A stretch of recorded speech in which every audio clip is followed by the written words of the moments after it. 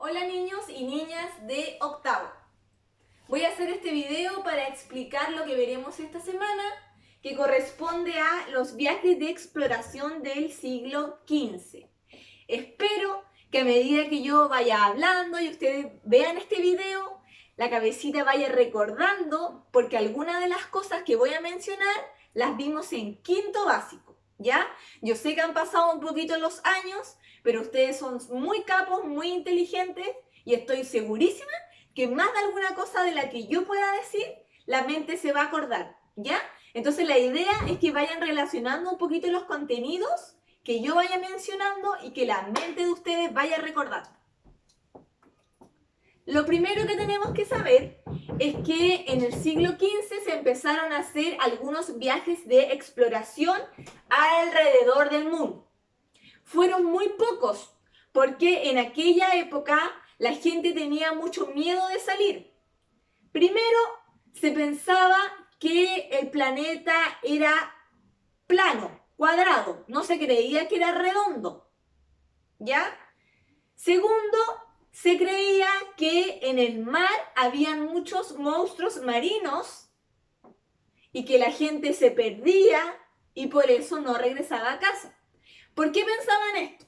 Porque si ustedes hacen memoria y si alguna vez han visto una lancha, un barco, una barcaza zarpar del muelle, cada vez que se mete más a fondo, se va achicando la imagen, ¿verdad? Del barco que va andando. Gracias a eso, la gente creó un montón de mitos y leyendas sobre el mar. Y esto significó que la gente no quisiera hacer viajes de navegación por miedo. Además, que estos viajes eran muy costosos, porque había que implementarse de herramientas, objetos, conseguir gente que crea en este viaje y obviamente la alimentación, porque no sabemos cuánto iba a durar.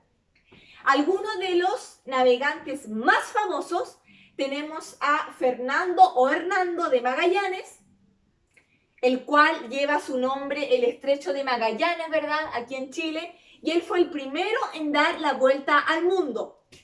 Salió de España, dio la vuelta, apareció por acá y volvió a llegar, ¿ya? Magallanes pudo realizar su expedición gracias al auspicio económico de los reyes de España.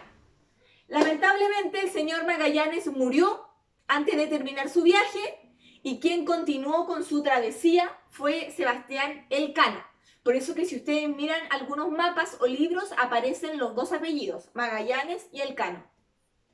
Vasco de Gama. Vasco de Gama, con el auspicio de los reyes de Portugal, fue el primero en dar la vuelta a África y llegar a la India. Eso fue lo que hizo Vasco de Gama.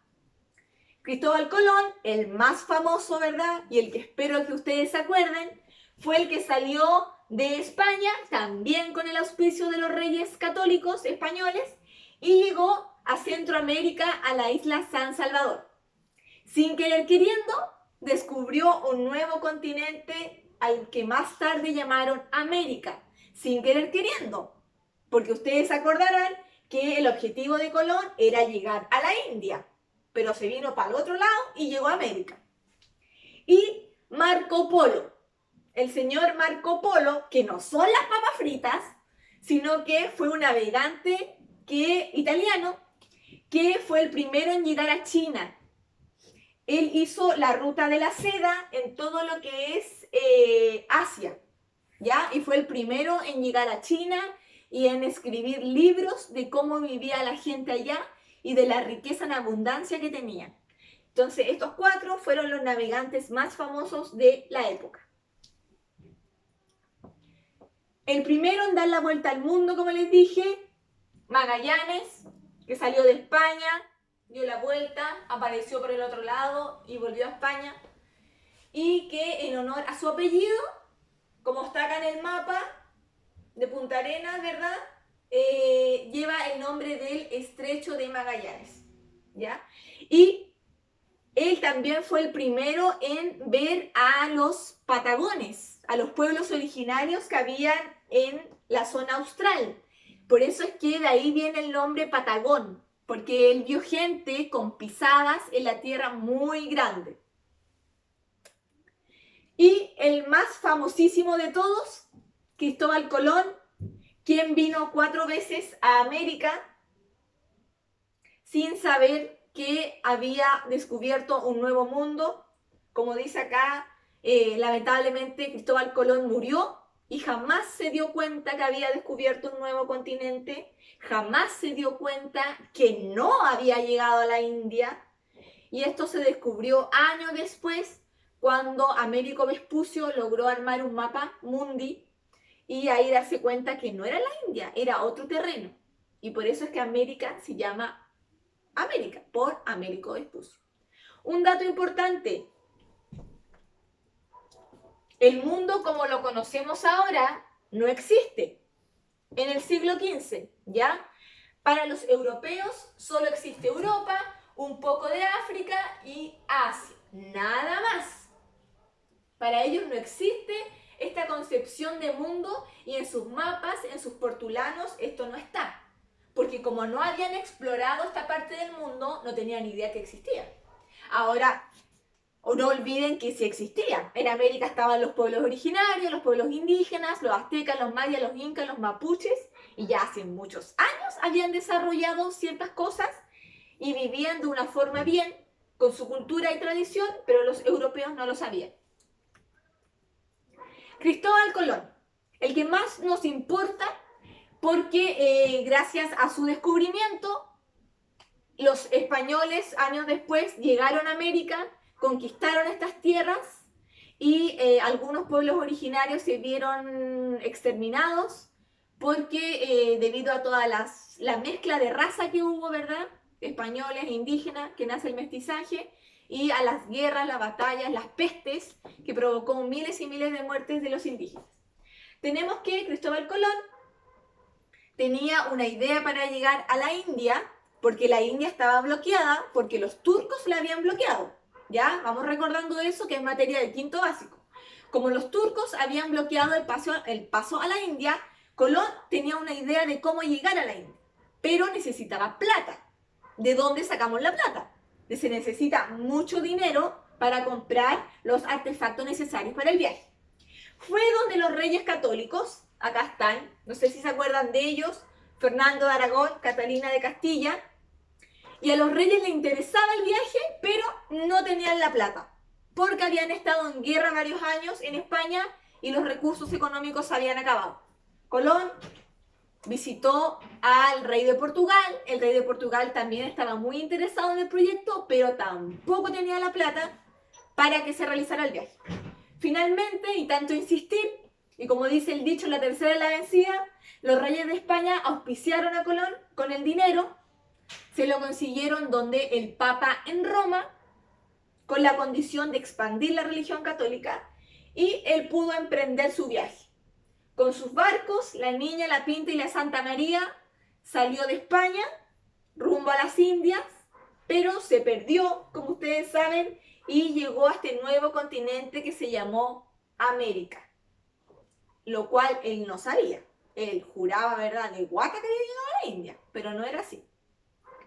Recordemos también que ustedes hemos visto varias veces la película Apocalipto. Se relaciona también con lo mismo. Las veces que hemos visto Camino al Dorado, también se relaciona con lo mismo. Si alguien las tiene disponibles en su casa o las puede buscar en internet, no está de más que lo haga. Y algunos objetos de navegación del siglo XV son, bueno, las carabelas, ¿verdad? Barcos impulsados con el viento. Los más famosos de Colón, la Niña, la Pinta y la Santa María. La brújula, el invento chino, que hasta el día de hoy se sigue utilizando para navegar.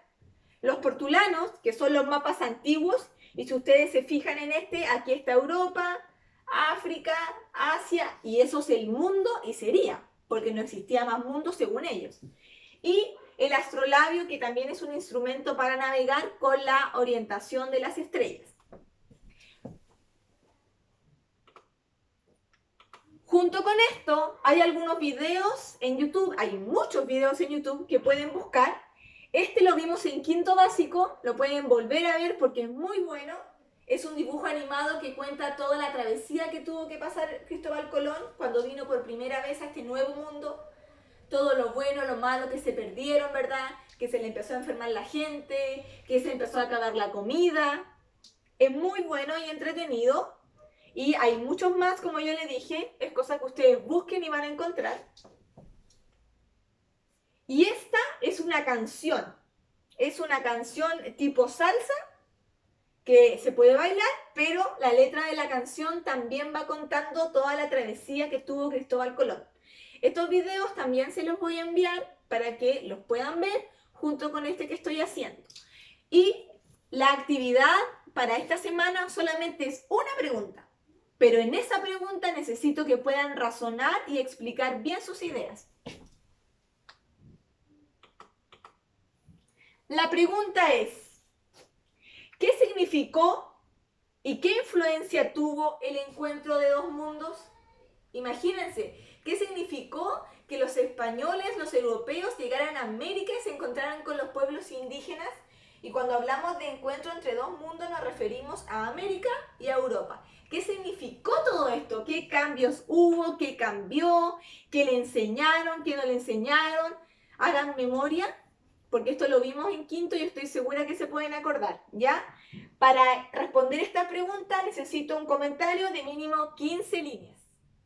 Cualquier duda me están avisando. Que se encuentren muy bien. Muchos cariños. Chao, chao.